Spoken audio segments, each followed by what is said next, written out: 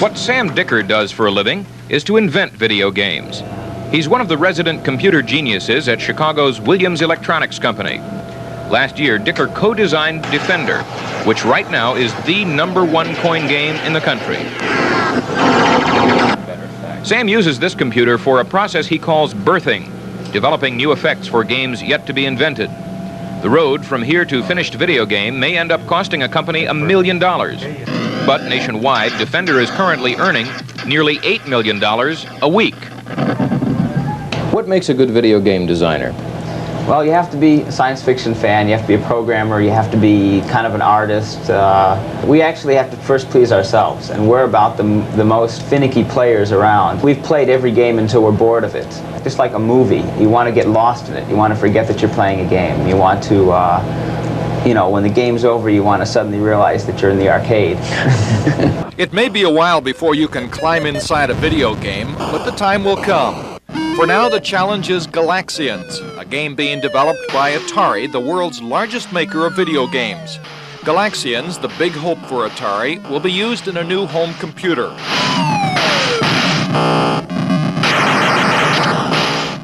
You won't see this until the spring, but while at Atari's plant, we were given a rare glimpse of programmer Joe Tung working out last-minute problems. There's a time when 3 ships peel off at once, and I was changing that so that they would peel off together for a certain selection of the game. But it's not working. One of them peels off and flies around, so I had to fix that. Sometimes when those guys peel off, they're supposed to fly together. Like, see, right now they'll fly together, but the modification I made before caused these to split apart, and one does a random maneuver that wasn't supposed to do. A few minutes later, Tung finds the solution to his problem. See, they peel off together right now, you see. Oops. But before, they peeled off and then they flew around and then they... It wasn't doing exactly the right thing. Joe Tung is one of 18 programmers at Atari. Most are men, all are young, and work under the direction of former San Diegan George Kish. But working for him and being seen are two different things for a programmer. Are there any time clocks here at Atari? If there are, these guys have never seen one, don't know how to work one. That's about the only machinery they don't know how to work around here. Once they are up to speed and they can work independently, they are on their own. They're given a deadline, they meet that deadline. If they don't want to be here at 8 to 5, 9 to 5, whatever, they come whenever they want. They have to use the lab facility sometime, but anything else they can do at home, on the beach, on the ski slopes, wherever. In another part of the building, while interviewing programmer Suki Lee, we suddenly heard the sound of a whip cracking. Going to create something. The bullwhip belongs to another programmer who offers his version of what R&D, research and development, means. This is what they call research and discipline in Silicon Valley, because you never know when people are going to come in and try and steal your trade secrets. These are unusual people, creative but susceptible to burnout. We give them a week off after they release a cartridge, just as compensation for all the hard work they put in. Most of the hard work comes in the last few weeks, last few days, when their deadline comes up. So they do get burned out. A programmer's salary here is about $35,000 a year, but royalties from successful games can triple that.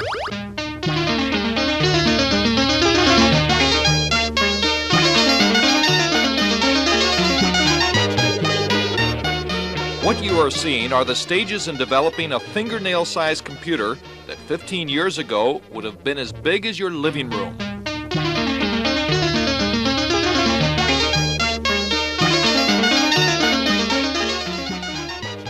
Once the computer circuitry is designed, it will come to life in the hands of people like Jerome Domerat. He's a graphics animator, and here he's working to improve a game called Breakout. See, on the current game, when the ball comes up and hits the brick, it just disappears.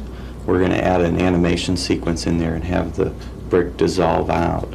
And this is to get a feel for the steps in the animation of dissolving that brick, how we want it to come out. Because there are 1,000 different ways, in a sense, that we could animate that brick disappearing. This is a strange blend of talents. The challenge of making art fit the limitations of technology. The main thing here was in trying to get the feel of the pitch and the wind-up. There are certain things that occur body motion-wise we were trying to capture there. Once I get the sequence on paper, then I have to look at it and say, you know, well, ideally it could be 20 steps long and that would be a smooth motion, but within the hardware I have to make it 4 and then, you know, start chopping from there. Hello, I'm Shigeru Miyamoto, a game developer of Nintendo. For the earliest video games, one programmer could develop a whole game by themselves. As technology advanced, sound and music specialists and graphic designers have also played a part in development. Since Donkey Kong's release in 1981, I've created games where Mario uses his jump abilities to face off against rivals. The idea for Super Mario Bros. Was born at a meeting where I presented my desire to create a bigger hero who runs around in a setting with beautiful graphics. We discussed whether this will appeal to the current market and brainstorm new ideas. Why is it, do you think, Don, that the games have become so popular at this particular point in time? We are a space-age society. We are an electronic society. We are a society, and especially at the teenage level, that has grown up with an enormous amount of exposure to television. The interest in video games is simply a reflection of that. If we weren't an electronic society, we wouldn't have video games at all. Small printed circuit boards inside the machines contain the complicated information that makes the games work. The brain of the whole operation is this tiny microprocessor. In 1950, it would have taken a room full of computers to perform the data processing functions of today's microcircuits. Sophisticated technology is also essential in designing the games. Teams of engineers work to translate the ideas for the games into the computer programs which will get them on the screen. The entire process, from original concept to when a game goes on the market, can take over a year. What is it that makes a good game? Typically, a game has to be easy to learn how to play in the beginning, but it must be difficult to master. That's very, very important. We also find that a successful game today must be a game that, as the player's skill increases, that player can have the opportunity to play for longer and longer periods of time. If they can develop the skill and abilities, they want to be able to play for as long as they can. The player, the person who is willing to spend the quarter, he's the dominant force. Now Tron games as fast as they can. These workers are under so much pressure, company executives asked us not to spend too much time shooting the factory for fear it would slow the workers. That gives you some idea how competitive the business is. Incidentally, the Bally Company is the same one who gave us Pac-Man, Ms. Pac-Man, Space Invaders, Defenders, and Asteroids. On the average, it can take up to 2 years and several $100,000 to get a video game from the drawing board to the arcade. In between, there are secret testing locations and programming changes. We go by what we call what's in the cash box. You know, like I was mentioning, the cash box is a cruel mistress. And that's what we go by. Jack Middle is president of Taito America. This is a company that first had Space Invaders until it sold the license to Bally. Sometimes this can get a little confusing. Taito let us videotape in a room called Deep Engineering. Without being overdramatic about the whole thing, this is the most secure room in the plant. This is where the game gets its life and personality from computer programmers. Because of the fierce competition among video game companies, Taito requested we do not use last names. But Rex is working with Mark on a new game called Toasters and Chainsaws. Mark is computing what will appear on the screen. Rex is using a computer to synthesize the sound you will hear when the game hits the arcades.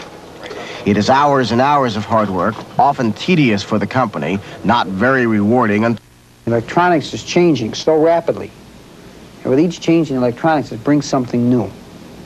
So this is not a passing fad.